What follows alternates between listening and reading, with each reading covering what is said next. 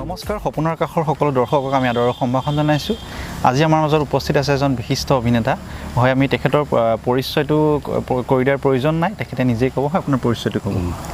মোৰ নাম পুলকেশ ভট্টাচাৰ্য। বিশিষ্ট অভিনেতা নহয়, অভিনয় কৰি ভাল পাওঁ, সৰুৰে পৰা অভিনয় কৰি আছোঁ।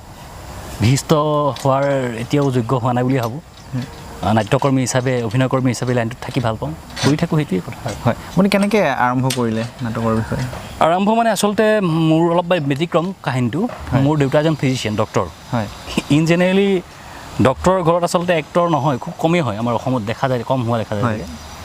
মোৰ ঘৰত ব্যতিক্ৰম, মোৰ দেউতাৰ খুব ইচ্ছা, মোতকৈও দেউতাৰ বেছি ইচ্ছা আছিল মোক এজন অভিনেতা কৰাৰ, অভিনেতা বনোৱাৰ। দেউতাৰ কোচত নাটক চাবলৈ যাওঁ, নাটক কৰা মানুহবিলাকো দেখা পাওঁ। তেনেকৈ আচলতে নাটকৰ প্ৰতি মোৰ ক'ব নোৱাৰাকৈ ৰাপ এটা সোমাই গ'ল। তেনেকৈ মই মোটামুটি মোৰ 8 বছৰমান বয়সৰ পৰা নাটক কৰিব ল'লোঁ। দেউতাই লৈ যায় নাটক কৰোঁ। তেনেকৈ আহি লাইনটোত এতিয়া প্ৰফেশ্যনেলি সোমালোঁ। হয়, আপুনি আনুষ্ঠানিক শিক্ষা লৈছিলে নেকি বাৰু? আনুষ্ঠানিক শিক্ষা মই মাহেন্দ্ৰী ড্ৰামা স্কুলৰ পৰা অভিনয় এবছৰ কোৰ্চ কৰিছিলোঁ। তাৰপিছত জ্যোতিচিত্ৰমন আমাৰ ফিল্ম ইনষ্টিটিউটৰ পৰা 1 years কোৰ্চ কৰিছোঁ। কোৰ্চ কৰি থিয়েটাৰ গ'লোঁ, থিয়েটাৰত থাকিলোঁ। তাৰপিছত এনেকৈ লাইন কৰি আছোঁ। হয়, খুব ভাল লাগিছে কথা পাতি আপোনাৰ লগত। আপোনাৰ সৰুকালৰ বিষয়ে বা আপোনাৰ জন্ম ক'ত হয় তাৰ বিষয়ে অলপ ক'ব নেকি? জন্ম মোৰ গুৱাহাটী চানমাৰীত। হয়, তাৰপিছত দেউতাৰ চাকৰি সূত্ৰে বিভিন্ন জেগাত থাকিব লগা হ'ল। তেজপুৰ, কোকৰাঝাৰ, নলবাৰী, গুৱাহাটী। লাষ্টে এতিয়া গুৱাহাটীতে এষ্টাব্লিছ। হয়, আৰু এক্টিঙৰ বাহিৰেও আপুনি বেলেগ কিবা কামত জড়িত নেকি? এক্টিঙৰ বাহিৰে মোৰ প্ৰফেশ্যনেলি মানে বিজনেছ কিবা কিবি আছে, সৰু সুৰা ফাৰ্মিং এনেকুৱা কৰি ভাল পাওঁ। হয়, হয়। আৰু আপোনাৰ প্ৰথম অভিনয় কৰা নাটক বা চিৰিয়েলখনৰ নাম ক'ব? প্ৰথম অভিনয় কৰা নাটক হ'ল মোৰ মুক্তি সূৰ্য। জীৱনত চবতকৈ ভাল পোৱা এটা সৰু চৰিত্ৰ। ল'ৰাটোৰ মানে হেৰি হয়, কিবা এটা বন ইয়াতে এটা হেৰি ওলায়, মানে কিবা এটা ফোঁৱা টাইপৰ বস্তু এটা ওলায়। সদায় মোক কি কৰে, তেজ অকণমান দি ইয়াতে লগাই থৈ দিয়ে, মঞ্চত থিয় হৈ থাকিব দিয়ে।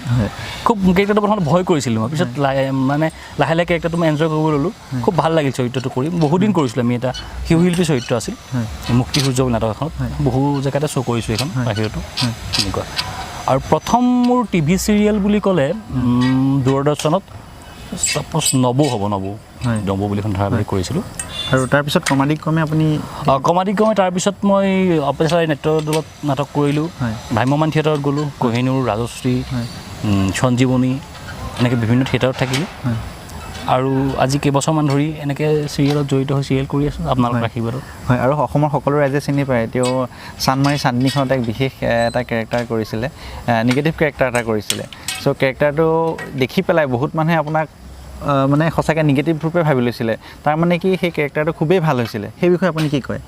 কথাটো মানে কি হ'ল, কিমান ভাল হৈছিলে সেই বিষয়ে নাজানো মই, কিন্তু মানে এনেকুৱা এটা হৈছিল মোৰ এদিন ঘটনা এটা। সেইখন চিৰিয়েল কৰি থকা অৱস্থাত মই আমাৰ ৰবীন্দ্ৰ ভৱনৰ আমবাৰী সেই ৰাস্তাটোৰে খোজকাঢ়ি গৈ আছোঁ। এজন বুঢ়া মানুহ, হাতত মোনা এনেকৈ মোনা লৈ আছে। মানুহজনে মোৰ হাতত থাপ মাৰি ধৰিছে, ধৰি কৈছে, মানুহ ইমান বেয়া হ'ব নাপায় নহয়, একে চৰিয়া দিব ওলাইছিল। মানে মোৰ ওচৰত কি হয়, মোৰ কিয় বনাই এনেকৈ আপুনি চান্দিনীক ইমান ডিষ্টাৰ্ব কৰি আছে?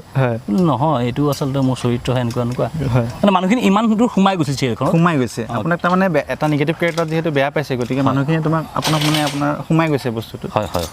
চ' খুব ভাল এটা কেৰেক্টাৰ। তাৰপিছত আপুনি কি কামত ব্যস্ত হৈছে বৰ্তমান? এতিয়া মই কাজল প্ৰিয়া বুলি এখন ধাৰাবাহিক মোৰ ৰেঙনিত চলি আছে। তাতো সেই একেই ভাগ্যৰ অসমৰ ৰাইজে কেনেকুৱা পাইছে নাজানো, কৰি গৈ আছোঁ। চানমাৰী চান্দনীত এইটো কেৰেক্টাৰ অকণমান বেলেগ, সাধ্যতে এইখনে কৰি আছোঁ। হয়, আৰু বৰ্তমান আপোনাৰ এইখনৰ লগত আপোনাৰ ভৱিষ্যত পৰিকল্পনাৰ বিষয়ে আপুনি? ভৱিষ্যত পৰিকল্পনা মানে মোৰ একচুৱেলি মই ড্ৰামা স্কুলো আছে নিজৰ, সৰু ল'ৰা ছোৱালীক ড্ৰামা শিকাওঁ। আৰু ইন ফিউচাৰ মই মানে মোৰ নিজৰ ব্যৱসায়িক ক্ষেত্ৰত, যিহেতু আজি আমাক কৰোণাই আমাক এটা নতুন শিক্ষা দি গৈছে যে আমি স্বাৱলম্বী হ'বলৈ হ'লে নিজে হাত ধৰি কাম কৰিব লাগিব। সেনেকুৱা ক্ষেত্ৰত মই নিজে ভৱিষ্যত ফাৰ্মিং কৰিম বুলি এটা চিন্তা চৰ্চা চলি আছে। ঠিকে আছে, এইটো ভিডিঅ' আমি ইমানতে সামৰিছোঁ। পুনৰ লগ পাম অন্য এটা ভিডিঅ'ত। নমস্কাৰ।